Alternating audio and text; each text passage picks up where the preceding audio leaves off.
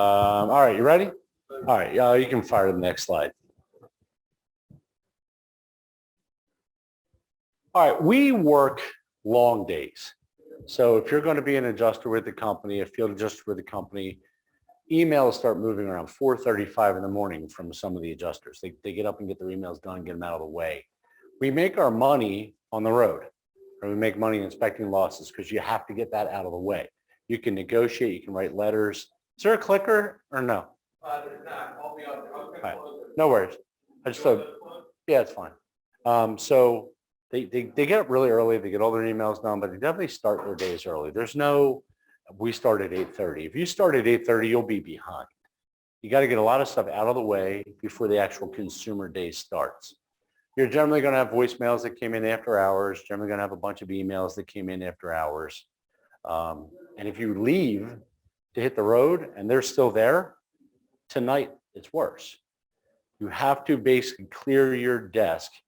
Mitch will tell you first thing in the morning, we're hitting emails. And then last thing of the day, we don't want to go home with emails because they're that much later tomorrow morning. So bang those out. Go ahead. So we have all kinds of appointments. We do scope appointments, adjustments, roof inspections. We meet specialty contractors like engineers. We have to re-inspect losses 2-3 times. What's that lady around the corner that you went with me, the siding claim? Beverly Gadet. I bet you I've inspected this loss 7 times. 7. It's not that hard of a loss, but it happens. You might have to go out just to explain a settlement to a client. They need you to sit with them, go over the figures. There's more appointments than just meeting the adjuster. Go ahead. So we have legal claims as well. We may have to go to arbitration, which is a lawsuit. So there's a panel, there's a judge, 3 judges usually, or 3 lawyers anyway. You'll sit down, you'll get deposed, sworn in. You're in court. You're in a lawsuit. Mediation is really the same process. Appraisals, when our claim goes to appraisal, doesn't mean we're not done with it. It means there's someone else negotiating the number, but we're still communicating with our client. Umpires, we may be involved in assigning or appointing or naming an umpire, which is an impartial person to make an award if this whole thing goes any further. Depositions, you do get deposed as an adjuster. If you've never been deposed, try. It's sort of like you come home, right? You had a night out. There's a little bit of baby oil and glitter on you. You're going to get asked the same question 75 times till she asks the correct question that I have to say yes, I was at a strip club. Yeah, I was out. Where were you? At the bar. What kind of bar? It's really a nice bar. Who was there? My friends, right? But until she got to, were there strippers there? I'm not giving that up. And that's a deposition. They will just keep asking the question until they get to what they want. Recorded statements. So the insurance company likes to take statements from insureds about losses. You get trained how to make sure that goes well. We have to assist with that. We're on that call. We record that call. It's not an EUO. It's a recorded statement. And then the EUO, which is a crazy level legal involvement. We have lawyers for that, but you might actually have to go to an EUO. That's an examination under oath. And that basically is a deposition of the insureds. Could be husband, could be wife, separate time, separate rooms. They don't want anyone colluding. You may actually be involved in that process. So you're going to have to learn all of these legal components of adjusting as well as adjusting itself. Go ahead, Mitch. Logistics is when you live in an area that we don't. So if you live in an area like I do, I can't make it to Philadelphia in the morning at all. If you told me I have to be in Philadelphia at 8:30 in the morning, I'd have to leave my house at 5 o'clock. If you told me I'm in the office at noon and I have to go to Philadelphia, I can make it in 22 minutes because you can't get from my house to Philadelphia with traffic. So you have to understand where you live. Certain losses have to be done at this time of day. You know, crosstown traffic, like if you live in DC, you can't get on 495. So you need to know that. How long and how much time are you driving? That's important to understand what that is because you can't be late. So one of the biggest things as a field adjuster is you can never be late for an appointment, ever. So late is not, I'm in traffic. I'm never going to make it. We're going to have to reschedule. I'm on the phone talking to people. That's not late. Late is I showed up 11 minutes late and never told anybody. So I'm going to, let's say I'm running 10 minutes late, which is rare, by the way. I mean, it's really rare because I give myself tons of time. So I'm running 10 minutes late. I'm on the phone with the adjuster. I'm on the phone with the client. I tell the client, don't let the adjuster in. I tell the client, if the adjuster comes to the door, put me on the phone. Here's my cell. I call the adjuster. I say, I'm going to be 10 minutes late. If you can't wait, we'll reschedule. I do all of that for 10 minutes. If I showed up 10 minutes late, the adjuster will be in the house, talk to my client, screwed up my whole loss, and he'll be walking out. Let's say he agreed with everything I wanted. And he paid the whole loss. Now my client doesn't want to pay me a fee. What did I do? Adjuster came in and did it without me. You can never be late. What type of appointment? If I go out for a one-room tile loss, how long does it take me to measure the room? 45 seconds. If I go out for a smoke loss, it's the entire house. I'm going to be there all day. The longest loss, believe it or not, to go out to is wind rain. So wind rain is, I don't know where all the damage is, so I still have to treat it as if every room is damaged. So the wind rain pearl without good notes is tough. And let me tell you something, claim reps, and you are all claim reps, suck. And I use that as a loving term. Claim reps don't know what I'm going to write for a loss. They write something we consider as an adjuster a ticket to get in the house. That's it. You could be 100% wrong, and I'm okay with that. You did your job. You got me in the house. And I tell the story in adjuster training. A claim wrote when we had paper jackets. Guess what the cause of loss said? Squirrels congregating on porch. I wanted to ask what type of congregation it was. I wasn't sure which religious sector it was, but is that a covered loss? No, it settled for $11,000 for laminate floor accidental discharge in the kitchen. Claim rep knew nothing. Wrote, the customer said, I don't like squirrels sitting on my porch every morning. That's why I went out there. If I would have said there's not a claim and close it, we don't have the 11 or 12,000 bucks for the floor in the kitchen. You're going to be in the middle of your day and you're going to get a call that says, hey, I see you're 45 minutes from this loss and it's a 2-hour drive. You want to just keep going and do it? Just keep going. Now it was 6:15 when they called you and you already had plans to go out to dinner when you got home. So you got to make that decision to communicate both sides, right? Remember, you have a life, you have a wife. You can only have one, you can't have both. Emergency appointments, Saturday afternoon, huge loss in your neighborhood or huge loss not too far. Reps calling in, I got a client, they need someone over here right now. If you're going to build this business and you can make that appointment, you should make that appointment.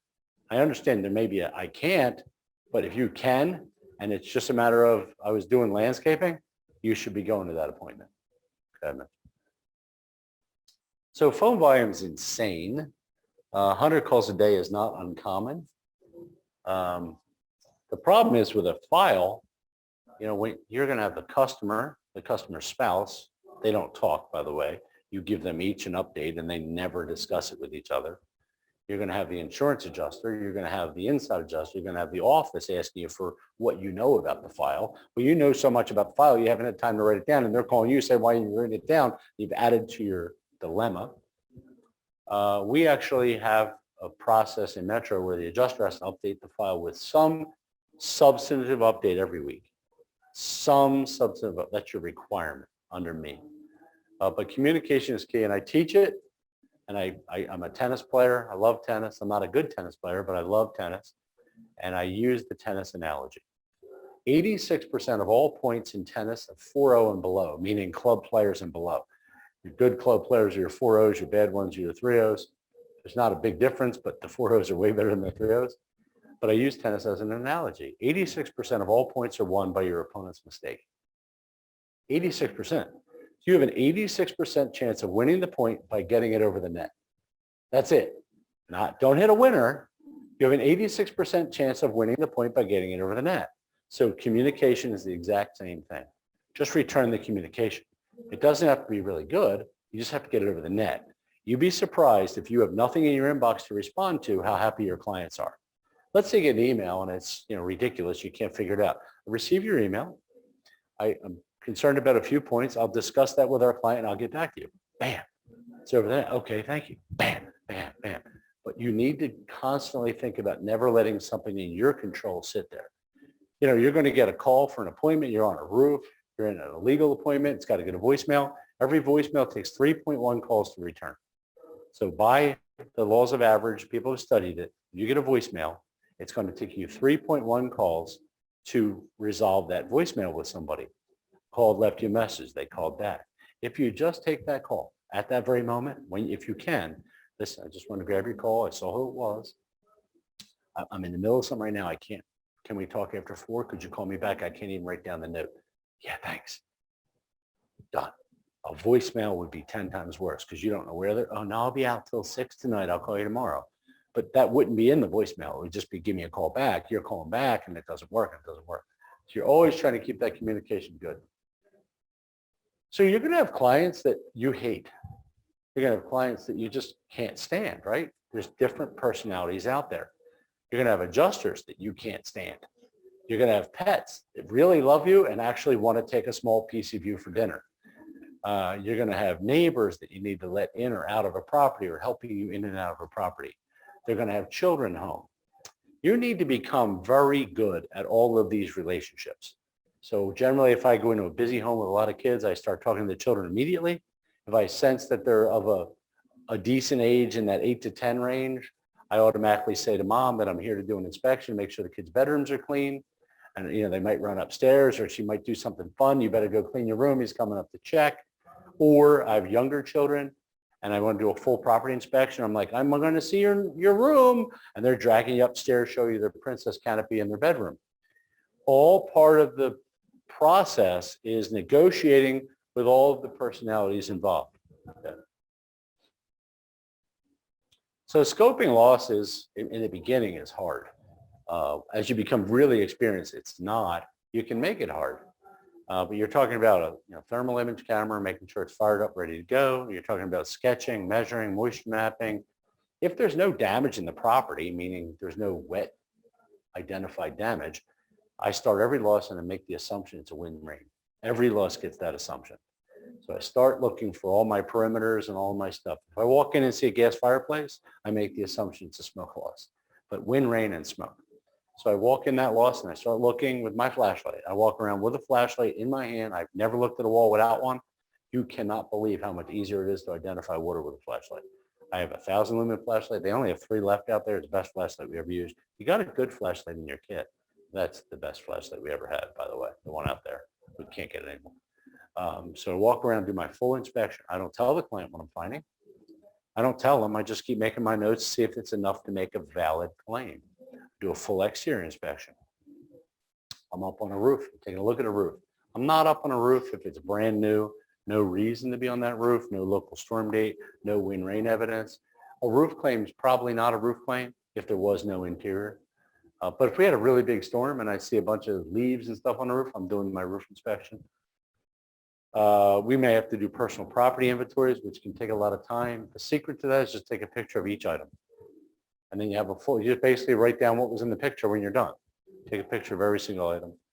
Do you need a vendor out there? If you're an adjuster, you get out there and it's wet, you have to you can't leave till you get a vendor on the way. You can't leave it wet. You just can't. It's a liability for us. So now you're on the phone with the mitigation company, getting that worked out. The rep said, don't touch it. What are you talking about? It's been wet for 4 days.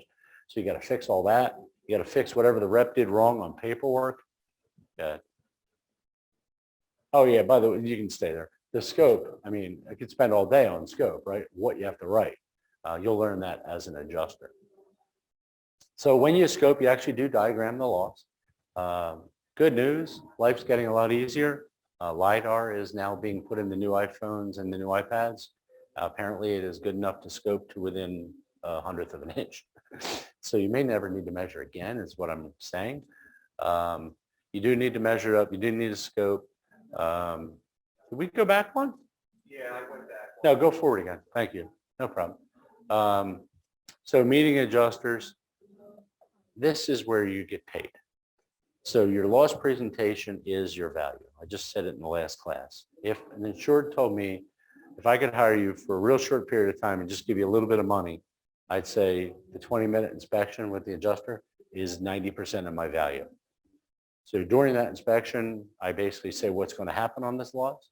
I say what the complications might be, and I try and get the adjuster to throw a dart on the wall called a reserve. set a reserve for the loss that's higher than I ever think it should settle for. So that if the insurance company thinks it's worth $1,000, I think it's worth 50, and I settle for 78,000. They think they won because they got settled for 78 and thought it was 100. And I think I won because it's really worth 50 and we got 78. That's a wonderful scenario. Homeowner goes out and does the same presentation where it tells them what's going on. They establish the reserve at 50. They get to the end, they need 78. The only way to move that reserve and get $1 over 50 is to change the reserve, which means the adjuster has to admit he's wrong, which we all know how hard it is to get a man who's wrong. The adjuster then has to go to his boss, has to get authority, has to move the reserve before they can issue more money.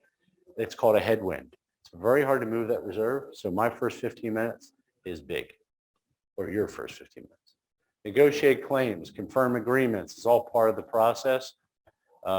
We have to make sure they know what's going to happen next. You walk out of there, you can't just walk out. Here's what's going to happen. The adjuster and I agree. We're going to come back with a roofer. We should have an offer in a couple of weeks. If you don't hear anything from me, here's my cell. Give me a call, but you're probably not going to hear anything. We establish the norm. So when I leave there, they should not be on the phone with the office saying, where's my money? Right? We establish that norm that day. Go ahead.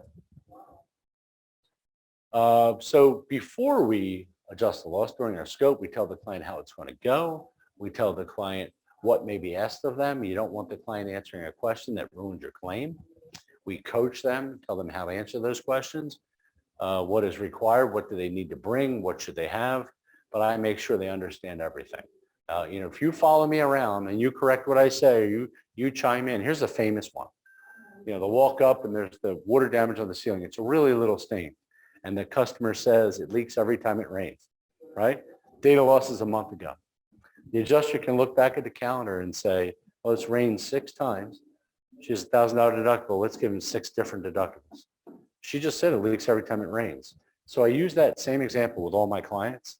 Oh no, I won't say a thing. The moment they say I won't say a thing, you've won. That means you have control. Oh no, that's why I hired you. You've won. You have to get them to that situation. Okay. So we talk about how the office will interact with them. We talk about how the adjustments come in. We summarize that process. We make sure we have good communication method. How do you like to be talked to? I like email. I like voicemail. I don't need text. I don't want text. We don't text claim information. We can text arrive. I'm running 15 minutes later. You okay? I'll be there at 10. Is that okay? Are we all set for tomorrow? Yes. But we don't say you got 15,500 for the roof. We don't do claim specifics. We just do travel communication via text. That's it. There are so many checks on insurance claims. The hardest part of this business is you knowing what they're for. So when a check comes in, you have to tell Metro what it's for, and they start processing in 10 seconds after they get it. So they get a check, and they say, we got a check for $5,800 on this claim. What's it for? You go, I don't know, because you don't know. So you better figure that out because you have to tell the office how to process it. What if it's meant to pay the mitigation company and they send it out to the client? Now the client got the money and they're not going to give it to the mitigation company, right? So you got to do that. ALE checks, building, all kinds of checks that come in that you need to understand what they're for, where they go. And we have different fee processes. Mitigation bills, we don't charge full fee. So maybe they charged a full fee on it and shouldn't have. So now you're doing rebates and refunds, and it just makes for 10 times much more work. So learning the check process is hard. We are huge on documenting. So the problem with documentation, it's a double-edged sword. Everybody sees your documentation now. When you write a note in MetCore now, it goes to the client as an email, which is great. So Mitch and I will sit there and we want to send an update to the client. So we want to put an update in that they're going to get an email.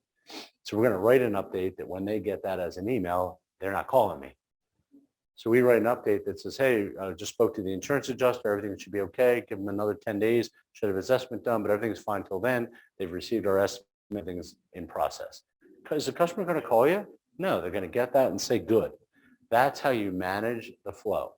Now, I just left the loss. The insurance company thinks it's fraud, and they may go to an EUO. I don't want that as my update because the client's going to get on the phone with me screaming, saying it's not fraud. Just met with the adjuster. He may want further investigation on the claim. He's not comfortable with the facts. I'll follow up with the client to discuss further. That's probably better because they're going to call you anyway. but I'm not going to say something that's going to inflame them even more. We quote adjusters on what they do with the loss. So if they walk in and say, I'm not paying for that before they open the door, that's actually a bad faith element. So we'll be like, hey, you walked in, you're at the front door, you said you're paying for this loss. I just want to make sure, so we'll quote them. And we don't always use all those arrows, but we do. We take thousands of photos, recorded interviews. We need to know what is required to settle this loss. I'll always say, what is required to get to the next step? What do we need to answer? There's something. We need a receipt. We need an estimate. We need a quote. We need a statement. We need a photo. We need something. What is the next thing that we need to move it a little further forward? If you don't know what that is, you'll never be an adjuster. Because all you got to do is what gets us to the next step. If you have an insurance company, it won't pay a loss because of a frozen pipe. What do they need? They need the heating bills. End of story. If you don't have the heating bills, you'll never get paid. If you ever write a frozen pipe claim and don't get a copy of the heating bills or start when you write it, you're wasting your time because you're going to need them eventually. Oh, here we go. GPS, without it, I started, there was no GPS. Wasn't released to civilians. It was with the government. So my first GPS was $1,700 and it was not turn-by-turn direction. And it was a 1-inch green screen. They didn't even have color screens. And it had to be hooked up to your laptop while you're driving and a big antenna on the dash. And literally you had to read it, but it was still the greatest thing ever. Because we used to have map books, flipping through map books. You know how hard that was? That's how we all use lasers to measure. Measuring is now minutes instead of hours. We digital cameras now. We did not allow the use of a digital phone for a camera. We did not use an iPhone until 2 years ago. And the reason we didn't is because the photos weren't good enough. They are good enough now, but we also, as adjusters, you have DSLR camera as well. The problem with an iPhone, it doesn't have a large, what's called a CCD sensor, and that is the light absorbing sensor. You'll notice this at night when you take iPhone pictures, they're grainy, and that's because they don't have the ability to absorb enough light with that sensor. DSLR camera does. So I tell all the adjusters it's a requirement. Go on eBay, go on Craigslist, buy yourself 2 models ago. And the real digital photographers don't want 2 models ago. They always want the latest and greatest. Buy 2 model old, pay $300, you get a great camera. Moisture meters required, thermal imaging required. AOD is adjusting operations department. That's the office. Explain how it works. Thermal imaging, which is one of the cool. Have you tried Anthony's thermal imager? Try this. So go over there, and he has it on. You can play with it. Go over there and play with it, and then walk up to a wall and do this, and then come back. That handprint will be there, crystal clear on the wall, just from the heat. It's amazing. So you'll need a good laptop. We recommend gaming laptops because you cannot have spinning drives in anything. Everything you own has to have SSD. So your laptop's SSD, your backup drive, which you have to have is SSD. And if you don't get a gaming laptop, you're going to find that some of the processes we do, the difference between a gaming laptop and an office laptop is known as bus speed. So you'll get this computer, it'll say 3 gigahertz processor, 3,000 megahertz. And you'll realize that inside the architecture of the motherboard, there are parts that can only take 100 megs. So the processor is 30 times faster than that bridge inside there can take. The gaming laptops allow you to process lots of things at a very fast rate. So you're going to spend $1,500, $1,800 on a good laptop. You can play games as well. You are responsible to pay your own estimating software. It's currently about what, $150 a month? What's Xactimate Pro? $1,600 a month or a year? It's not horrible. Laser tapes, GPS, flashlights. Again, I have more flashlights than my wife has shoes, and that is our current battle. Binoculars, chem sponges, moisture meters, thermal cameras, microscopic camera is new. They're only $50, not a big deal, but they're kind of cool. Go ahead, Mitch. Cordless screw gun. If you don't have one in your car, you're going to have very sore wrists when you go to a board up. So you go to a fire loss and you're trying to do the estimate. You got a headlight and a flashlight. Put 2 seconds with a screw gun, you'd have a window open. Right now you can breathe and see. It's kind of funny when you add 2 senses to the process. Golf clubs, just in case you're near. Should say tennis racket. I like the change. It's a good adjuster there. Pry bar, getting stuff open. Leatherman, we pull carpet up all the time. You need something. Spare batteries, don't go there and your batteries die and you're out of luck. I have stolen AA and AAA batteries out of people's remote controls, and I never tell them, and I just leave. And I'm like, they're going to figure it out later. I don't even put my bad ones in. I'm like, I'm going to let them know at least they're not in there. But I've done it when I need batteries. I'm looking around like they haven't used that DVD player in a while. You get stuck, right? Gloves, wipes, pens, booties. So you get home after that busy day, your email is loaded. You have mail from corporate. First thing you do is respond to everything corporate. You have 24 hours to respond to corporate. If it came in before 5, you got to get back by the same day. So if you get in at 6:30 and it came in at 4:30, you should still respond that day. Texts, phone calls. I know it's hard to keep up with all of it on the road, but it's tough. Keep going. So then you got to upload everything into Metcore. You got to label everything, stay organized, make sure your photos are in the right file. If you don't unload your day and organize it at the end of the day, it's all over tomorrow. Because now is that from this loss? So Mitch does my pictures. So my photos are on a cloud account that he sees. And he's like, where does it end? At the oak floor? Okay, right? But they run together. And a couple days later, I look at it and go, I don't know, right? It gets tough. So Hurricane Sandy, 2012. Hurricane Sandy came in, and how many claims did we log the first day? 1,100. Guess what I decided? Well, first day. Guess what I decided? I wasn't going to go home until I went through every one of those 1,100, because you know what tomorrow was going to be? 1,100 more. And we ended up getting about 7,000 claims for that period. But Steve came up to my office, it was midnight. And I said, I'm still going over the claims that came in to make sure they were assigned right. And he's like, why? I'm like, because tomorrow there's going to be more. My day literally had to be, the bare minimum was get it all organized.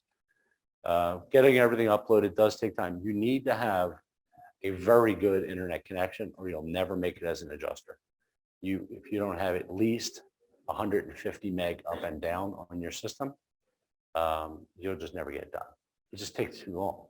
You know, I've had adjusters like it takes 30 minutes. Well, because you're on a 15 meg line or you're on DSL. You're good there? Huh? I agree.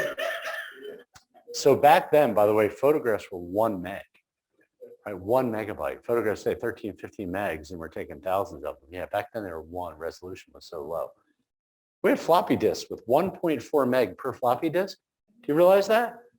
1.4 megs. You'd have to have 1,000 floppy disks to have like just a little program to 1,000. Yeah, go ahead. So issues are really where it's at, right? So problems that occur during the day, you have to realize they're going to happen, and how do you handle those? So the worst thing you do with a problem is react, right? The first thing you do is think, ask a question, how do I solve it? And what can I do to move it forward? You know, getting upset, making a quick answer, a quick response can be a problem. Mortgage companies, we're always dealing with those. AOD is office communications. Homeowners, you know, may have left you a tough question or an annoying question. Let's say you just went over everything with the wife when you left, and then the husband calls you and wants a full breakdown of everything. And, you know, he needs a call before 6. You just do the call. You have to eliminate the emotion. You have to eliminate the reaction to do the job. If you take it personally, you'll get beat up.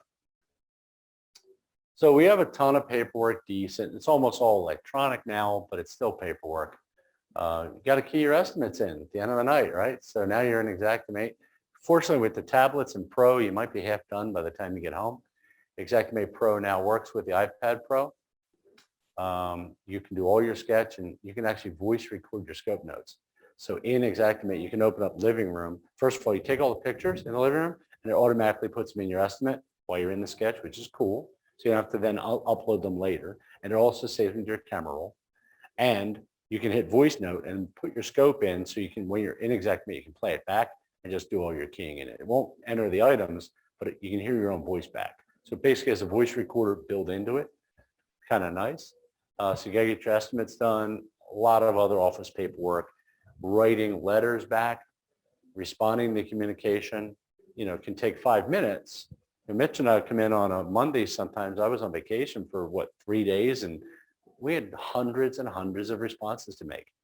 And while you're doing it, how many more come in? Every 5 you reply, another one's coming in, and They fly in. Go ahead. So it's an unlimited number of possibilities that actually do happen.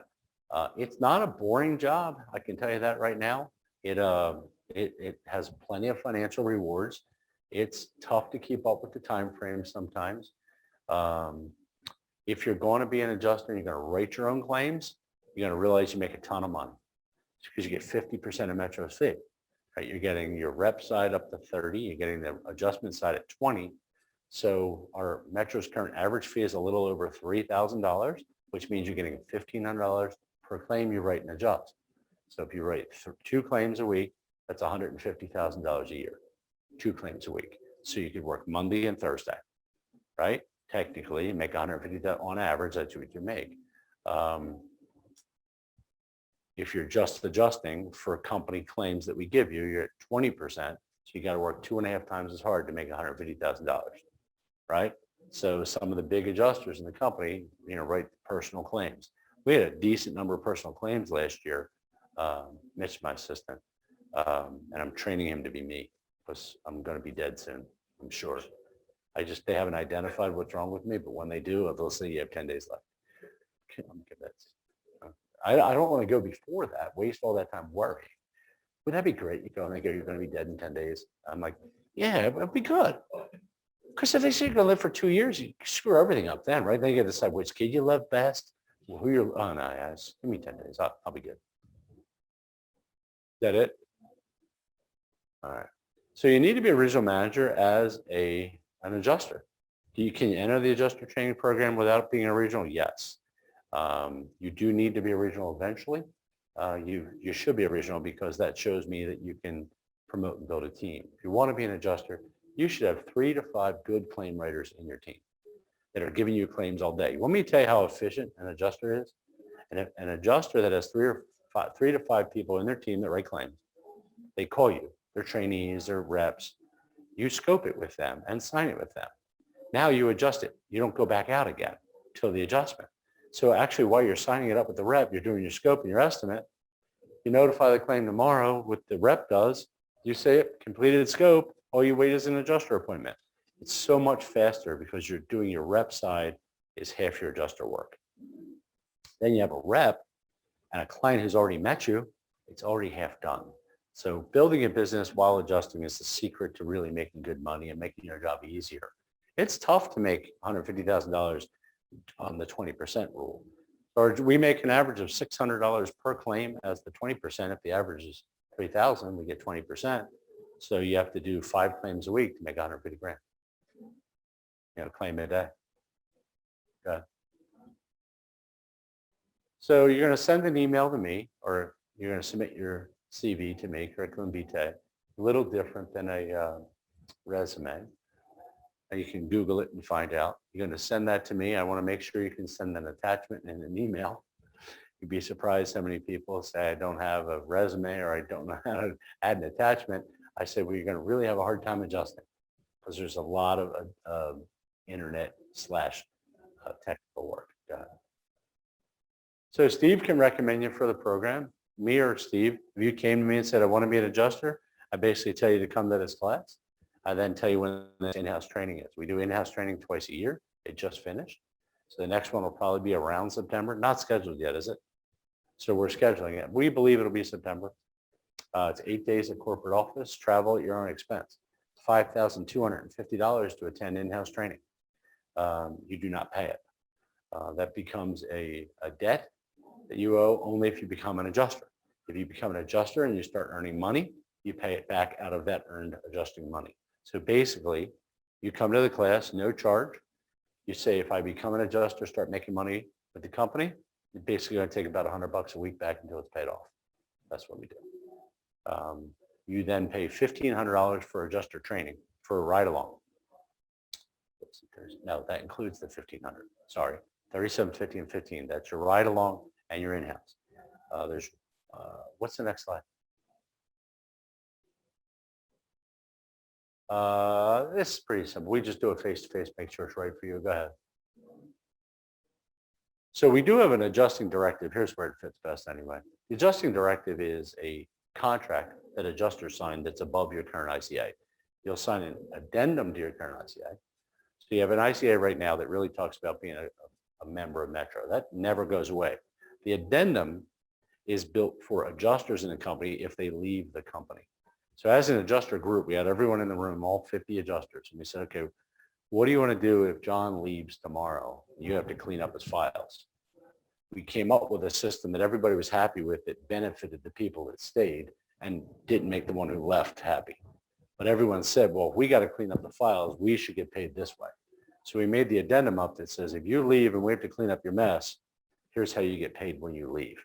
Different. Basically, we cut your commissions in half on any open file because someone else has to fix them, and it can be reduced from there, but never more than half unless it was already done when you left. You know, someone's got to pick up a file and clean up a $45 invoice for 2 hours, and there is no fee in that. They need to get paid for that. So that's why that's done that way. So you'll sign the directives. So go back to costs. It's $52.50 for that. You sign your directives. We also have what's called an in-house E&O pool deductible program. So the E&O insurance that we carry for adjusters can get sued easy. If you miss a statute, if you do something wrong, you get sued. Our deductible is $25,000. If you're negligent, you're responsible for $25,000. Everyone goes, I would never be an adjuster if that's the case. We all agree it's a big risk. The premium is a couple $100,000 a year already. To lower it to $10,000, it's like another $100,000. So we don't do it. We keep the premium there. All adjusters put in a one-time, it's got a caveat, fee of $2,000, again, taken out of your year income. So you don't pay it up front.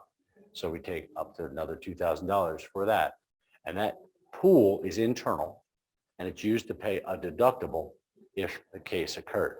So if you get sued, you don't have to pay the deductible. You're in the pool. All the adjusters pool their money together and pay the deductible.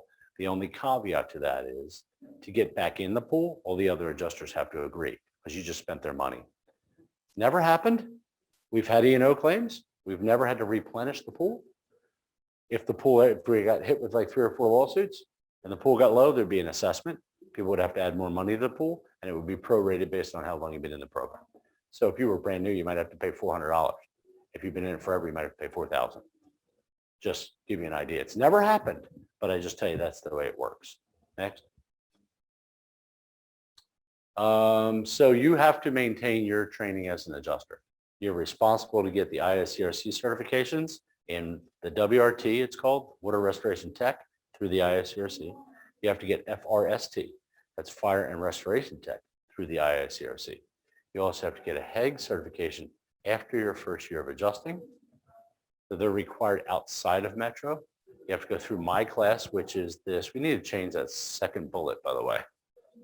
Change that. Lead paint certification you get at a library for $100. Not a big deal. Office policy training. Change the office policy training to the second slide. Just delete the second item. You need to become, and we need change that to Xactimate level 1. That's all. The second bullet. So you need to be Xactimate level 1 certified. So we used to train estimating in-house. You come in, we did this convention. We had a 3-hour Xactimate class yesterday morning. That's 3 hours. Getting to level 1's even harder than that. That was just to use the new version of Xactimate. So on your own, you have to learn Xactimate. We'll teach you what to put, what scope items, and how to estimate. But you need to learn how to use the physical system on your own. So you need to have a level 1 cert on your own. Go ahead, Mitch.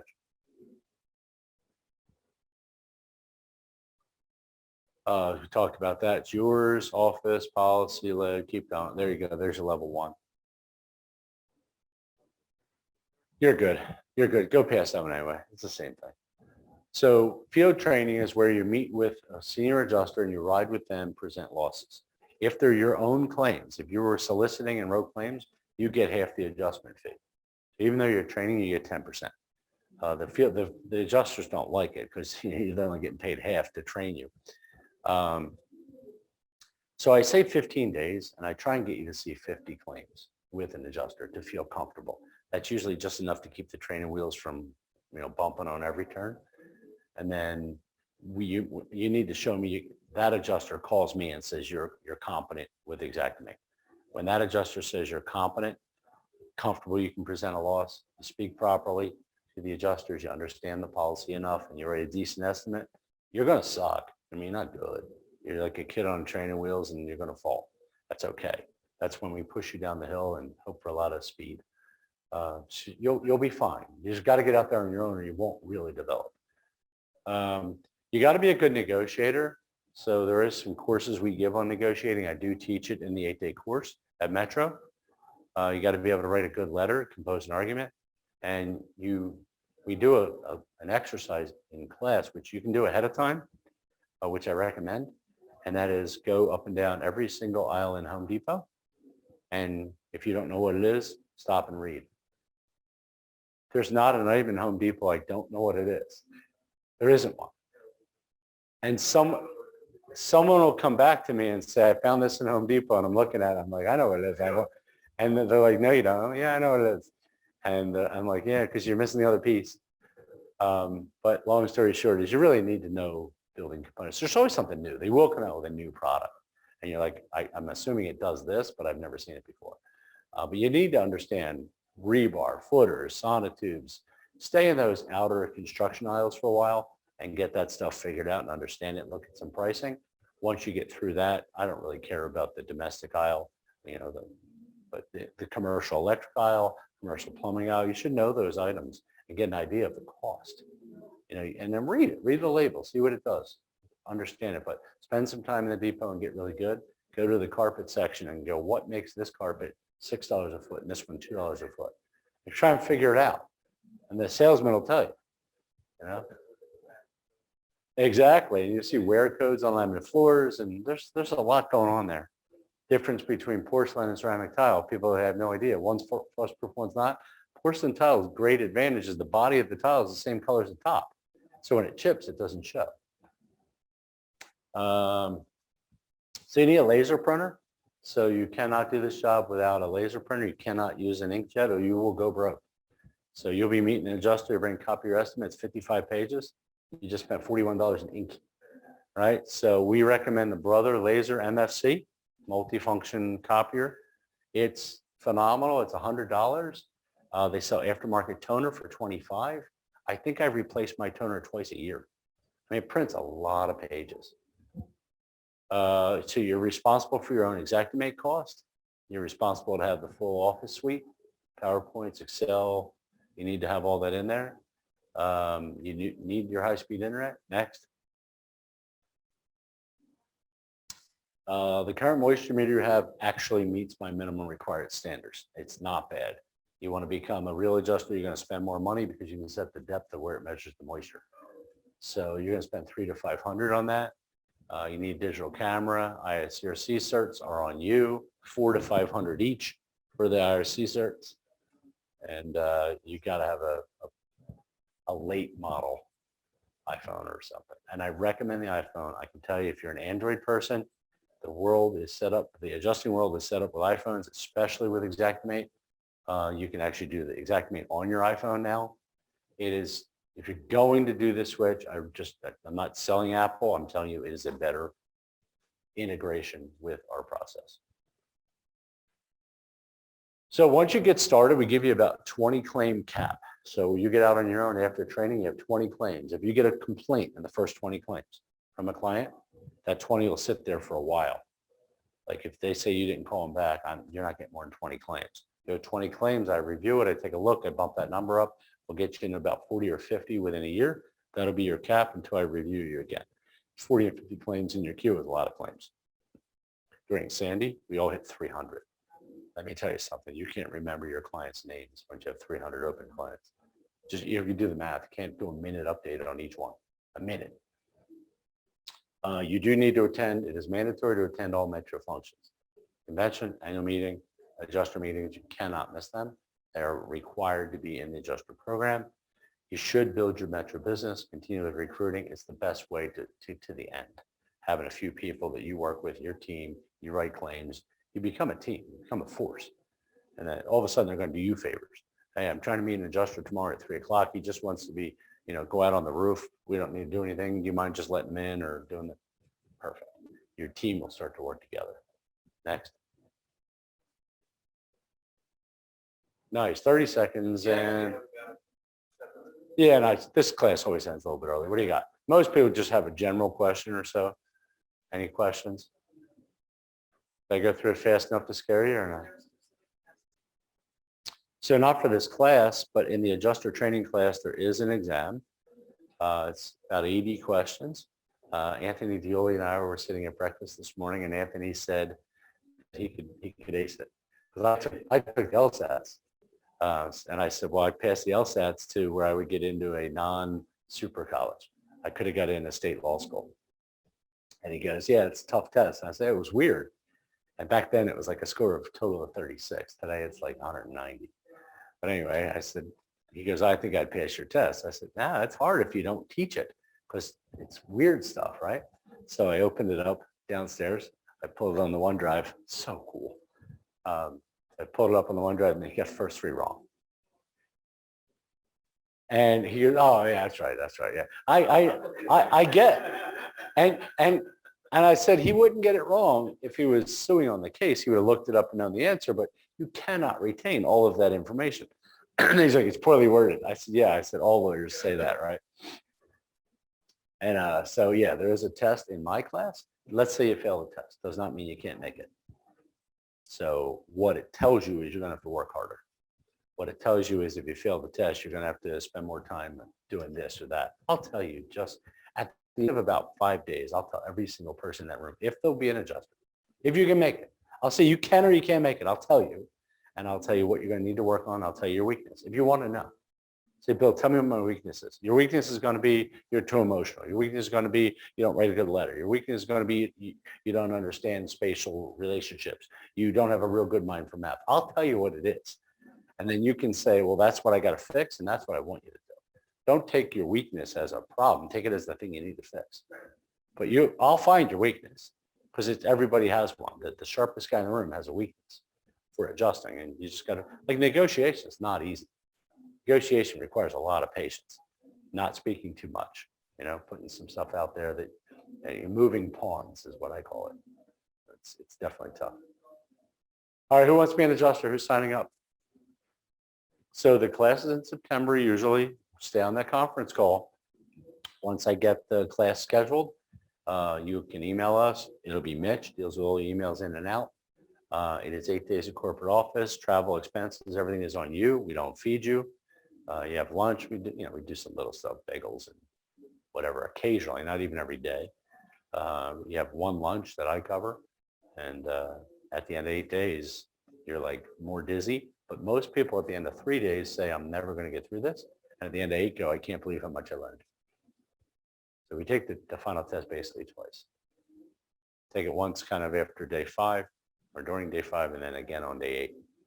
Because after 5, we teach it. We go over the whole test, word for question, then we do the test again at the end. So. All right. Who's ready to go? Any hands? Huh? Bunch of chickens. As my Belgian priest used to say, dumb chickens. He made class, dumb chickens. Father Robrecht. Dumb chicken. He called us all dumb chickens. He gave me the Academic Award of Excellence for his class. I was the only non-dumb chicken I got. I always said I graduated 11th in my class, but one of those kids died. Am I now in the top 10? Just checking. I know that's wrong.